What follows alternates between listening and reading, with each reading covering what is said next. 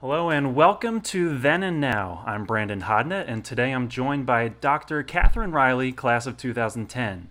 She played softball at Swarthmore, is the program's all-time leader in hits, home runs, wins, innings pitched, strikeouts, and more. She's an assistant softball coach at Swarthmore and a chemistry professor at Swarthmore, who just had another article published in the journal Environmental Science. Kathryn, thank you so much for joining me on the show. Thanks for having me. It's great to be here. So Kathryn, congratulations on the publication. Can you tell us the title of that paper and a little bit more about what the research was that went into that? Sure. The title of the paper is Quantifying Silver Nanoparticle Aggregation in Real Time Using Particle Impact Voltammetry Coupled with UV-vis Spectroscopy. It's a bit of a mouthful. So this is really the culmination of work for about 2 years. Two thesis students primarily worked on this project, Layla Ezra, who graduated in 2019, and Zach Odell, who just graduated in 2020. And so more generally, in my research lab, we've done a lot of work studying silver nanoparticles. So of course, we're familiar with the metal silver. You might have jewelry made out of silver. It looks kind of grayish and shiny in color. Silver nanoparticles are still just silver, but they're at a really small scale. And when we have metals on this really small scale, they can have different reactivity, they can have different colors. So then silver nanoparticles that we work with are actually yellow in solution, so they appear yellow. If they are a different shape, they could be blue or pink. So they can have all sorts of properties when you get materials onto this really tiny scale that we call the nanoscale. And so these products are being made with silver nanoparticles. They can include textiles, so kind of relevant to athletics. Silver has antibacterial properties, and so if you incorporate silver nanoparticles into a textile, it can reduce odor-causing bacteria. So you can get longer wear out of your athletic gear as they advertise it. I would still recommend washing it frequently, but that's the idea. It can also be used in medicine, so you can incorporate silver nanoparticles in a Band-Aid, for example, and help to prevent infection. And so the silver nanoparticles are being used more and more in consumer products and in medicine. And really in our lab, we study some of the reactions that those materials might undergo, either while a consumer is wearing the product or after it's disposed. So we're just really trying to understand all aspects of the reactivity so that we can continue to use these materials safely. So for scale, we're talking like millionths of a millimeter. Is that kind of what we're looking at? That's right. So it's 10 to the minus 9 meters. So one of the scalars that I give is if the diameter of the Earth is a meter, then the diameter of a marble is a nanometer in relation. So these are just really tiny, but advances in science have allowed us to be able to image these really tiny particles. So I've taken students over to Penn, and we use their nanoscale characterization facility, and using some really fancy microscopes, we can generate pictures of these really tiny materials. So there's a lot of advances that have allowed us to study these materials in great detail. So are those like electron microscopes or what? That's right. Okay. Yeah. Okay. Yeah, they're pretty expensive, so we Yeah. don't have an electron microscope on campus. But it's nice being at Swarthmore because we're so close to so many other institutions, and we can take advantage of some of those resources. What are some of the developments? What are some of the things just in general about silver nanoparticles that fascinate you? Like why is it that you're interested in studying them? Yeah, so there's actually a lot of nanomaterials being used in a lot of different products. So there are nanomaterials made of gold. Those are finding a lot of uses in medicine for drug delivery, for improved MRI imaging, and all sorts of really cool applications. There's carbon-based materials. There's just really a broad range of nanomaterials that can be used to improve medicine, can be used to improve technologies like the quality of our cell phone, computer, and TV displays. And then there's silver. And so one of the things I really like about silver is it's pretty difficult to work with. So it can be really reactive. And so it can make challenging it pretty it can make studying it pretty challenging, because if you're trying to understand one aspect of its reactivity, that doesn't mean these other things aren't still occurring. So I kind of like that puzzle where there are multiple things happening, and in our lab we have to devise ways experimentally to tease all of that apart so that we can really understand this complex system. So I think I've also just been really tied to the applications in consumer products like textiles. I don't know what it is about that. Perhaps it's just because it's you can have such a direct impact through the work that you do. But that's always been really fascinating to me. So one of the projects that we've been kind of working on remotely, and that was started by Zach Odell before he graduated, was starting to translate some of the work that we did, for example, in our recent paper, to study how silver is released from actual textiles. So we were thinking about looking at athletic gear. More recently, we've actually been looking at medical masks. So of course, because of COVID, everybody's wearing masks much more than they normally are. And some of these masks are made with silver nanomaterials. Wow. And so we've been trying to understand, what does the release of silver from these products look like? And so I think just knowing that you could go into the lab and perform an experiment that would have a direct impact on how people are using a product is really meaningful to me. Yeah, that's incredibly relevant. How are these silver nanoparticles derived or isolated from a larger piece of silver? Like how do you get it to be so small? Yeah, so usually they're synthesized from what we call the bottom up. So we might start with a silver salt, and we add in different reagents. And so we call it sort of nucleating the particle. So you just really start with atoms and build that particle up. And there are different ways that you can control whether you end up with a spherical particle or a rod-shaped particle or a cube or a triangular plate. So there's all kinds of different shapes and sizes that these things can come in, and it just depends on how you control the synthesis. So that could be what temperature you heat it to, for how long, what other reagents do you add to sort of your starting pool of silver atoms. So there are other nanomaterials that are made from what we call the top down, where you might start with a bulk piece of the material and mill it down to a smaller and smaller size. But I think in general, people find that it's much easier to sort of start with the atoms and build up. So that's how these things are made. Wow, that's really interesting. Is that what the majority of your lab focuses on? Is the research in silver nanoparticles, or are there other things that your lab does?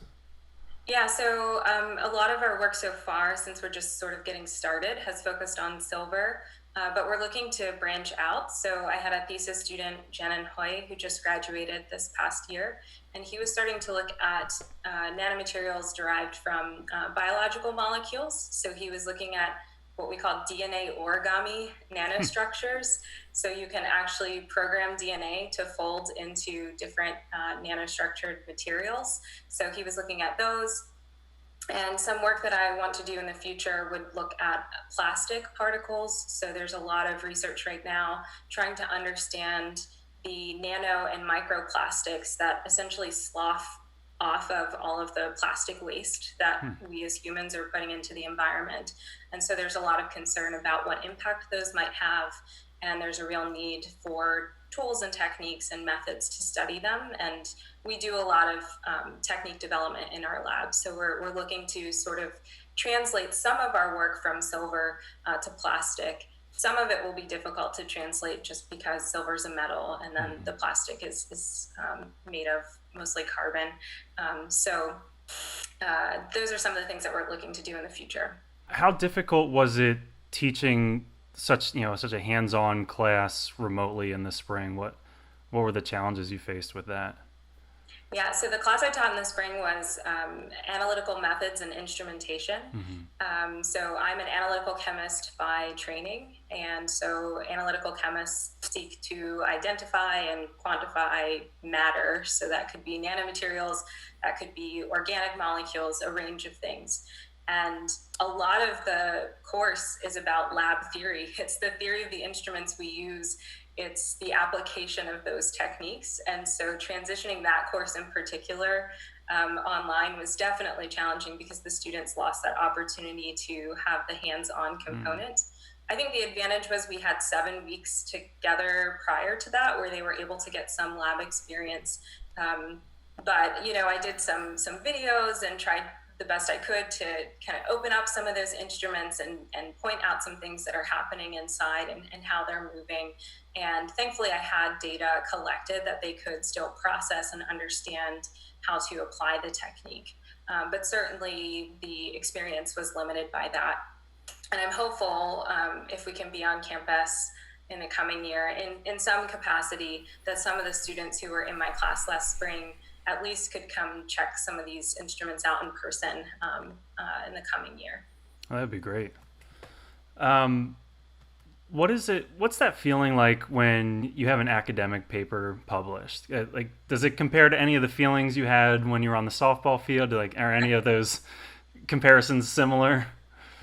Yeah, it's I think it's definitely a win, right, for the lab. So it's interesting because no matter, I guess this is true of sports, right? No matter how many times you've won a game, it's still really exciting to win. And in the same way, no matter how many papers you publish, it's still really exciting to first get the email saying, this paper has been accepted, and then to see that through the editorial process and see the final printed, journal formatted version. So yeah, it's kind of like a win. And I think some of the work that we've done over the past year has felt even more so maybe like a championship win, because these are our first papers. It's really getting our lab out there. And so it's really exciting for me as a PI, as a principal investigator, to see my students for the first time having that success, right? These are the first papers I'm publishing with undergraduate students. And so it's all the more sweet of a victory. What is that process like of like trying to find, identifying which journal to send this to, or like what's that whole process look like start to finish of publishing an academic paper? Yeah, so I mean, really it starts with project conception and a ton of data collection, a lot of failure along the way. And then you finally feel, okay, we've got a nice story to tell. And then you have to figure out who cares about it. Sometimes it's pretty obvious to us which journal we should be publishing because, perhaps most of the articles we read related to that project came from, journal X. And so that might be a strong indicator that the types of questions we're asking are the ones that community might be interested in. You also get, recommendations at conferences and things like that. So if my students are presenting a poster, a really kind person who stops by their poster might say, "Oh, this is great work. This would be great for, this journal." Our most recent paper, actually, I was at a conference last June, and it's a really small, intimate conference in my field. It's called a Gordon Research Conference. There's only a little over 100 people that attend, and you all attend the same talks all day for an entire week. You're really together, but you get a chance to really network. And so I was presenting a poster, and actually the editor of the journal that we just published in came, and he was looking at the different projects going on in our lab, and this project in particular, he said, "Oh, that would be a great fit for our journal, and I'd really like to see you submit it as part of the Emerging Investigator series," which is what the sort of tag that our most recent article got. So I was actually hoping to submit to that journal, and so that was a really strong indicator and some encouragement that that's exactly where we should send the work. Wow, cool. All right, so I want to transition a little bit to talking about your athletic career and your time at Swarthmore as a student. What are some of those wins, some of those feelings like you had when you were publishing academic papers? What were some of those moments that you had on the softball field as a pitcher for the Garnet? Yeah, I don't know. I just had the best time being a student athlete at Swarthmore. I love softball. That's why I can't really let it go, even though I've moved on to other things now. But it's just in my blood. I'd have to say that there are so many wins along the way. Some hard-fought wins, even some hard-fought losses that I'm really proud of. where our team was pushed to play against teams who had made NCAAs and were ranked, and we really, it was a 2-0 loss, but we fought really hard and held our own. But I think it has to be my senior year, and I have to give you the build-up because no good sports story it doesn't have a build-up. So we had about 19 players on the team. I think 10 were freshmen. We were coming off my junior year, which we had a devastating injury and some culture issues. And so we were really trying to rebuild culture and bring in 10 first-year students and get them up to speed. It was a huge challenge. And on paper, it didn't look like we were going anywhere. And in fact, I remember about midway through the season, we played Ursinus College, who was our biggest rival. And their coach at the end of the game said to me, it's been a pleasure. So he basically, to me, what he said was, yeah, you had a great career. Sorry, you're not going to make conferences this year. Like, he basically just ruled us out, right? It's been a pleasure. So he was assuming this was the last time we would meet. And so, we had some rainouts that year, and our last weekend of conference play, we had a doubleheader on Saturday. I think it was Franklin and Marshall. We had a doubleheader on Sunday. So 4 games, 2 days. We had to win them all to make conferences, and we did. So we snuck in. We won 1, lost 1 the first day. It's a double elimination tournament. So we faced Ursinus in the semifinal game. We were 0-10 against Ursinus in my career. They always had speed. They had power. They had the best pitchers. The pitcher that they had was also my year. She'd strike out over 300 people a season. She was just completely dominant. And so here we are in the semifinals. I think we scored 1 run maybe in the 3rd inning. And every time we played them, we'd lose by 1 run. We could be winning going into the last inning, and they'd come back and beat us by 1 run or 2 runs. It was always a really close game. So I knew in that 3rd inning when we scored that 1 run, I was like, that's it. Like, we're not going to score again. We can't let them score. This is going to be the decider. And it turns out I threw a no-hitter that game with 3 strikeouts, which is to say the entire team played out of their mind. People were making diving catches that had not left their feet that whole season, like foul balls that looked like they were foul were suddenly outs. I mean, we just played ridiculous, and but it could never be that easy. So bottom of the 7th, I had a feeling. I was like, this isn't going to be easy. Something's going to go wrong this inning. I'm going to walk a batter. We're going to have an error. They're going to get a hit. Something's going to happen. So with 1 out, we had an overthrow to first, and now we have a runner on second. I was like, yep. So I called everybody together. I was like, look, I knew this was going to happen. We're good. I'm not stressed. We got this. Any outs yet? Were there one any? Out, one out? Okay. One out. Yeah. So then Ursinus got really greedy, and they said, we're going to steal 3rd on this freshman catcher from Swarthmore. And she threw her out. So 2 outs, and I don't even know what the 3rd out was, but that was, just finally beating Ursinus. Like, we were 1-10 then on my career. Wow. And just the way the whole team played. It was just insane. It was just that was our peak, right? Just in that moment. And that was the first time our team ever advanced to a championship game still in history, although I hope that we do that again really soon. But it's completely memorable. Well, you set that up perfectly. That was the game I wanted to ask you about for sure. So what kind of pressure is on you as a pitcher with a no-hitter going? Like, I know baseball and softball players are superstitious and everything. Like, were you like on one side of the dugout, like avoiding your teammates, or what was going through your mind, like when you're like, I've got a no-hitter going? What kind of pressure? I think, I never really thought about no-hitters while they were happening. Yeah. It was sort of after the fact that I even realized it, actually, because Ursinus tried to contend that the overthrow in the 7th inning actually was a hit. Okay. And our coach was like, no, you can't take that from her. And I was like, oh, I had a no-hitter. interesting. I was just so zeroed in Mm-hmm. on beating Ursinus. Like that it had to happen, and it was going to be the last chance, right? This is my senior year, and and I think too there was, we'll say, a little bit of ego, maybe a little pride. Their pitcher was better, Mm. and I really wanted to beat her. Like as I was training for many years, if I was at the gym and I was running and I was like, okay, I did my mile warm up, I'd be like, no, you're gonna run another mile, because like you want to be better than this other person, because if you can be a better pitcher than her, then the team can be better, right? And so there was a bit of a grudge there that I was really fighting for, and I just didn't want to see us work that hard to make conferences, right? I mean, we just really had to flip around the end of that season. And then to be stumbled up by Ursinus, like yet again, and in a semifinal game, that happened my freshman year.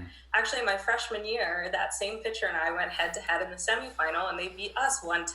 And so, it was time to change that tide. And I think in that game more than others, I was a little bit more contained in the dugout.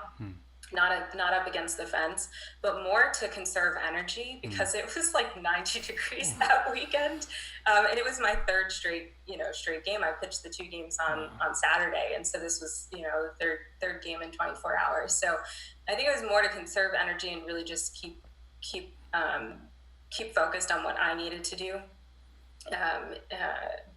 more so than thinking about the no-hitter. It was just, we got to win this game. It was all about the win. And I think the unfortunate part maybe of the whole thing, maybe if I could say my biggest regret, is we had like 20 minutes, I think, between that huge semifinal win and starting the championship game. And we had to switch dugouts, and we had to like try and get some food in us, and just I never mentally made the switch, right? And so we played Dickinson in that championship game. They scored 2 runs in the first inning, and I think we lost the game 3-1 or something like that. And so it just it's like it was sort of my biggest win of my career, followed by sort of this very humbling biggest regret or disappointment. But yeah. But overall, positive memories of your time playing softball at Swarthmore. Oh, I had a blast. It was really it taught me discipline in a way that I think, I mean, I was a disciplined student, I was a disciplined person prior to Swarthmore, but my desire to succeed in sport at Swarthmore pushed me all the more to form really disciplined and good habits. I mean, I had never hit a home run before I went to Swarthmore. I really wasn't this like standout hitter, but I was open to listening to what my coach said, to modifications on my swing. And in my first season, I had the chance to do things I'd never done before. I got to hit a home run and jog around the bases for a change, and that just really motivated me. And so, practice, individual practice for me became, if you're going to go down to the field house, you take 200 swings. Like if you're going to go down, you better make it worthwhile. And so those sort of disciplined habits allowed me to continue to find success. And some of those same things have really translated into what I do now. And even just what it means to be part of a team and to compete at the next level. I've learned a lot of lessons that I use actually in my research lab, thinking about what students are going to fit into our lab culture, and actually having an emphasis on lab culture. And that's been really important to my success now as a chemist. What kind of pitches were in your repertoire? And like, if you 2 strikes on somebody, what were you throwing typically? So I never threw a fastball. Okay. People could catch up to a fastball pretty well, and so it was all junk all the time. So curves through, drop, rise, and a change. I didn't have a great drop coming in between sophomore and junior year. Our pitching coach helped me to develop one, and by senior year, I had much better command over that pitch. So maybe the drop actually became my strikeout pitch by the end of my career, but also my screwball, because I could really bust that in on a right-handed batter. and it would rise just a little bit at the end, and so it was really pretty difficult to hit. My favorite to throw was a changeup, because if you've ever seen a batter's like knees buckle at a changeup or just completely swing 20 feet before the ball's even gotten there, it's hilarious, really. That was the most fun. In fact, anytime I threw a changeup and got the batter to whiff, I'd have to like turn around to my center fielder, put my glove over my face, and she would do the same because we'd literally just start laughing. I mean, it sounds terrible and mean, but that's just how competitive we were. But at the same time, if I was a batter and I got fooled that way, I would start laughing too. Yeah. Like, yeah, you got me really good. I almost fell down, Yeah, you have to have a good sense of humor about it, I think. Now that you're an assistant coach, when you're in the dugout, what's that been like? And do you ever wish you could just go back out there in the circle and pitch a few more innings, or are you like, nah, I'm done with that? Yeah, I think my first probably 2, maybe 3 years back, I had this desire to really want to be the one in the position of, pitching that last out or getting the hit or something. It was really hard to sort of make that transition. But now I'm just so happy to see my student athletes have success, and to see them be able, similar to what I experienced, this growth of being able to do something you couldn't do a couple months ago or last season. And I think now I've really focused on trying to help them in practice to simulate what those experiences are like. So to use my game experience to help them, make the best use of practice and think about and simulate that game position so that when, the game's on the line and we're in the bottom of the 7th, they feel prepared to succeed. And so, the first couple of years were hard. Now, not so much. And maybe part of it's too, because alumni games have shown me that I'm not what I used to be. So I think I've been pretty humbled in recent years about what I'm capable of doing these days. One of the other questions I wanted to ask you, kind of a follow-up to the roundtable that you were a part of, and I really appreciated your participation in that, discussing your experience being Black in athletics. And one of the things that you said that really stuck out to me was that like you never faced or played with anyone who looked like you, and that just really stuck with me. And what changes do you think the sport of softball can make, and what changes do you think Swarthmore can make so that there's more Black representation in the sport? Yeah, so as a Swarthmore student athlete, just to sort of summarize, I never once played against another Black student athlete, and I never had a Black student athlete as a teammate. And even growing up, that was, there were few and far between. And so, I mean, one of the things I think is access. Having space for baseball and softball fields in certain communities is challenging. Maintaining those facilities is expensive. The sport itself can become expensive until you get all of the equipment. So there's some real access issues just in terms of affordability of the sport. And at the national level, I really just don't see much effort to develop outreach programs. There's not a lot of intentional conversation about changing the landscape. So I know our team has really been motivated this summer to start thinking about ways that, at least in our small community, we could start having an impact. Of course, that's sort of challenged by the pandemic right now, but we're definitely thinking and planning for when we can start doing some in-person activities and engaging some of the communities around us. And so I think that's, one thing that Swarthmore can do sort of from the bottom up, if you will. In terms of Swarthmore itself, I think our coaching staff does a great job to try to recruit athletes of color more generally beyond just Black athletes. And we do have more diversity on the team now. And so part of our conversations this summer too are about creating spaces for once we bring student athletes of color in, making sure that the culture of our team and the space that we create is welcoming and inclusive of those individuals. And so I think we're in the process of doing the work that we need to do. For Swarthmore, more largely, I know that we're going to be in conversation about diversity and inclusivity as we come into this academic year as coaches. And so I think continuing those conversations, trying to be intentional when we go out recruiting, and really keeping our eyes open for promising student athletes of color. And then, of course, making sure that we have the right culture as a department and as an institution once those students arrive at Swarthmore. So I think we need sort of grassroots efforts from the point of entry into sport. So at elementary schools, middle schools, when students first get interested in these things, and then we also have work that we can do at sort of our college and institutional level. And then perhaps there's maybe high school programs or things like that we can connect with, and again, in a more intentional and thoughtful way, to create some pipelines. So yeah, I think there's a lot that actually could be done. Yeah. Thanks for sharing that.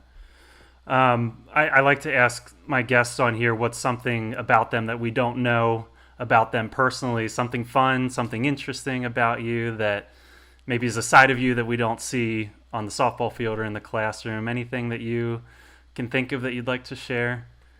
Well, I mean, I guess some people probably know this, but so I took dance, tap, point, and jazz from the time I was about 4 years old through high school. And so sometimes when I have extra time, I take tap class at Swarthmore, and I've performed in some of the end of semester performances. So some of my students have had the great pleasure of seeing me don like a hot pink wig or neon green wig and costume. So that's fun. But some people probably know that. So I have a pretty green thumb. So I'm a gardener. I have a pretty extensive garden that I put in, and that's what I spend a lot of my extra time in the summer doing, is tending to my garden. And yeah, so those are some of my hobbies, I guess, that maybe not everybody knows. Nice. Very cool. So as a graduate of Swarthmore, you work at Swarthmore now, you coach at Swarthmore. What is it about Swarthmore that's so special to you?